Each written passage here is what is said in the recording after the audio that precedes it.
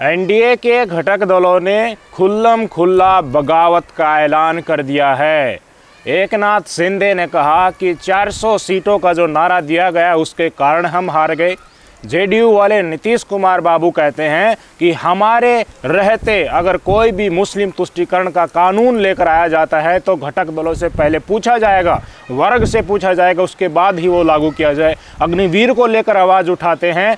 और आज उत्तर प्रदेश के ओपी राजभर साहब सुभाषपा के सुप्रीमो ने एक बड़ा बयान दिया है जो सोशल मीडिया पर इस वक्त वायरल हो रहा है। क्या कहा कि योगी मोदी को जनता ने नकार दिया, गठबंधन का धर्म हमने तो निभाया लेकिन बाकी अंग जो थे गठबंधन के उन्होंने अपना गठबंधन धर्म नहीं निभाया, इसलिए कहीं ना कहीं 2024 के लोकसभा के नतीजे देखने को मिल रहे हैं।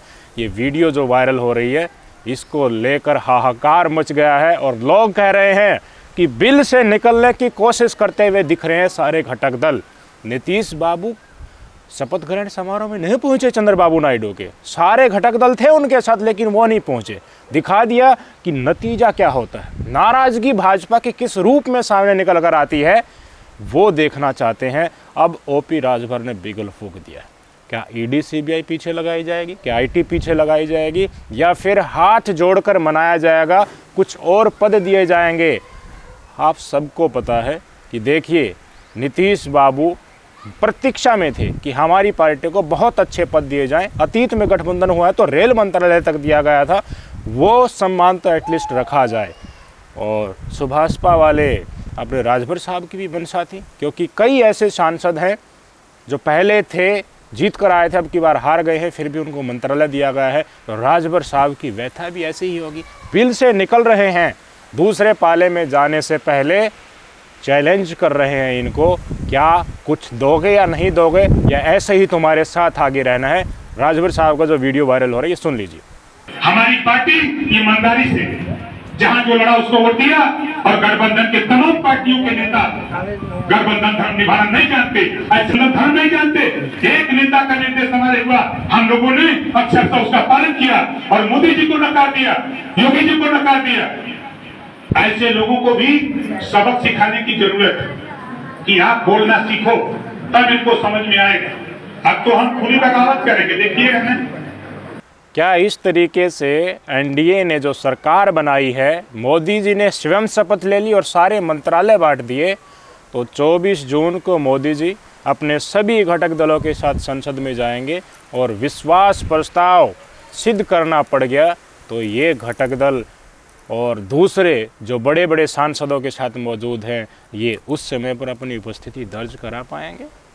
क्या जेडीयू के नीतीश कुमार की नाराज़गी, चुपचाप बैठे रहना और शपथ ग्रहण समारोह में न जाना कुछ प्रदर्शित नहीं करती? एकनाथ शिंदे का ये कहना कि 400 सीटों का नारा था, उसके कारण माहौल ओपोजिशन में चला गया, इसीलिए इस हार का सामना करना पड़ा है। और भाई साहब छगन भुजबल एनसीपी वाले, इनका भी स्टेटमेंट आ गया है, ये भी कह रहे हैं कि भाई साहब अकेले महाराष्ट्र में ही नुकसान नहीं हुआ, यूपी में भी तो नुकसान हुआ है, वहाँ भी तो कई फैक्टर होंगे, कुछ न कुछ ये सारे घटक दल अब आंखें दिखाने लगे हैं। महाराष्ट्र में विधानसभा चुनाव होने हैं, इससे पहले जो खबरें निकल कर आई थी कि काफ़ी बड़ी संख्या में एनसीपी के, बीजेपी के और शिवसेना एकनाथ शिंदे वाले इनके विधायक उद्धव गुट के पाले में हैं, चर्चाएँ में हैं। नीतीश बाबू के साथ शरद पवार लगातार बातचीत में हैं, वार्तालाप के जरिए एक दूसरे की बातें हो सकती हैं।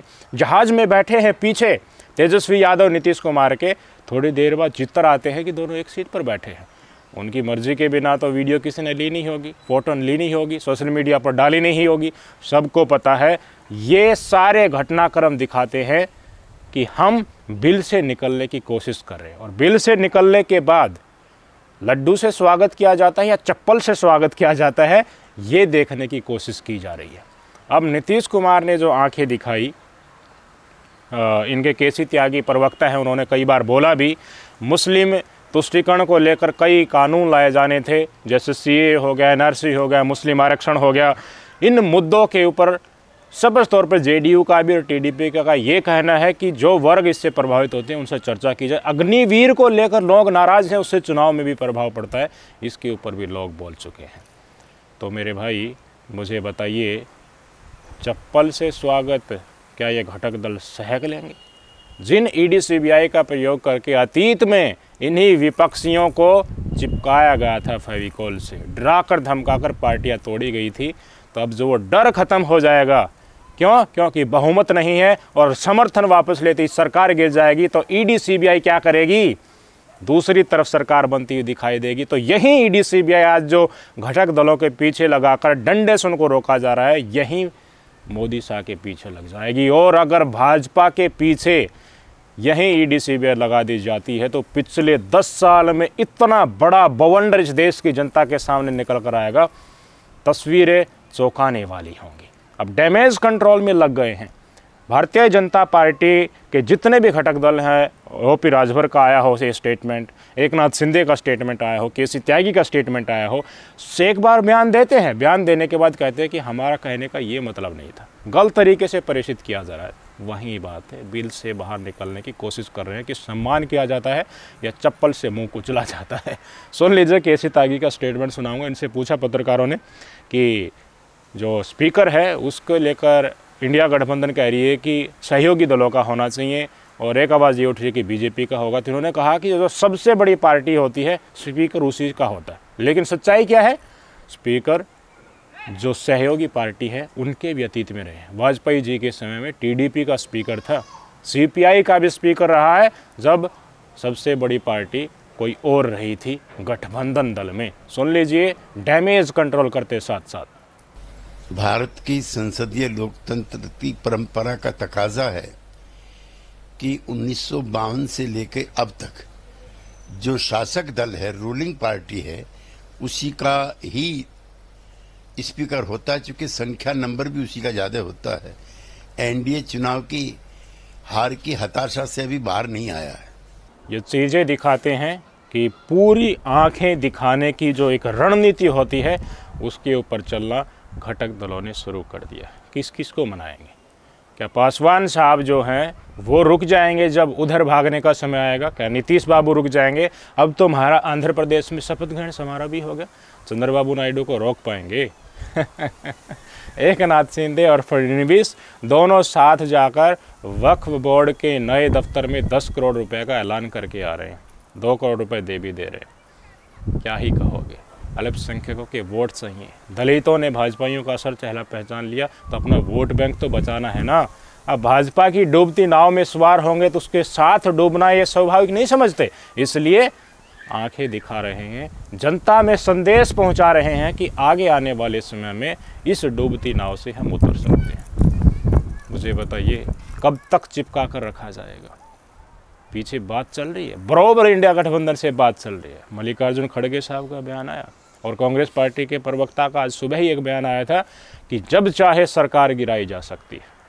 सुन लीजिए, मल्लिकार्जुन खड़गे साहब का भी आज दिन में बयान आया। एनडीए गवर्नमेंट गलती से बनी हुई है। मोदी जी को एक तो मैंडेट नहीं है और माइनॉरिटी गवर्नमेंट है।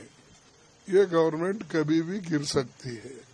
भाजपाइयों ने जो दिखाना था कि सारे की मंत्रालय हम हमारे पास रखेंगे, आपको सहयोगी तो बनाएंगे लेकिन स्पीकर भी हमारा ही होगा, मुख्य मंत्रालय भी हमारे होंगे और जो अपॉइंटमेंट कर्मचारियों के थे बड़े बड़े ओहदों पर उनको भी वहीं रखेंगे। पिछले सालों से जो पटकथा चली आ रही है वहीं अपनाएंगे, मतलब विपक्ष को भी कुछ लेंगे। ईडी सीबीआई का दौर यूं ही चालू रहेगा तो विपक्षी दलों को पता चल गया कि भाई साहब तुम्हें कुछ यहाँ मिलने वाला नहीं। और एक बात और समझ में आती है, रेल मंत्रालय, फाइनेंस मंत्रालय, वाणिज्य मंत्रालय, गृह मंत्रालय सब अपने पास रख रहे हैं, सहयोगी दल किसी को भी नहीं दे रहे, तो इसके पीछे लोचा है। इन महकमे में पिछले 10 साल से ऐसे प्रशासन चला है जो किसी और के सामने आ गया तो इनकी पोल पट्टी खुल जाएगी। भ्रष्टाचार का पूरा कोथला जो बन गया है वो देश की जनता के सामने आ जाएगा, इनकी नैया डूबनी तय हो जाएगी। इसलिए सबसे बड़ा कारण ये भी है कि अपने सहयोगियों को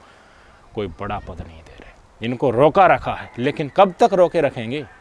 केंद्र में सरकार अगर इंडिया गठबंधन बना लेता है, इनके साथ मिलकर निर्दलीय 10 उनके साथ संपर्क में बताए जा रहे हैं, तो मुझे बताइए स्पेशल राज्य का दर्जा तो वो भी दे देंगे।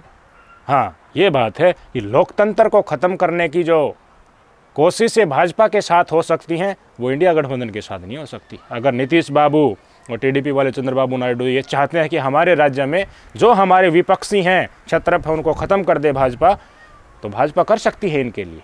वो कह देगी कि हम भ्रष्टाचारियों को नहीं छोड़ेंगे, उनकी पटकथा चली आ रही है, उनकी नैया डूब रही है और डूब जाएगी। लेकिन इंडिया गठबंधन वाले ये नहीं करेंगे, तो पेच यहीं फंसा हुआ है। अपने राज्यों में अकेले क्षत्रप बड़े बनना चाहते हैं, साथ में जनता के मुद्दे भी उठाना चाहते हैं, तो दोनों बातें कैसे चलेंगी? इसलिए हिल रहे हैं, एक बार इधर एक बार इधर, देख रहे हैं कंफर्टेबिलिटी कौन सी जगह ज़्यादा होगी और जनता क्या कहती है। और जिस दिन जनता ये कहेगी कि कूद जाओ, 1 मिनट के लिए नहीं रहेंगे भाजपा के साथ, ये सच्चाई है।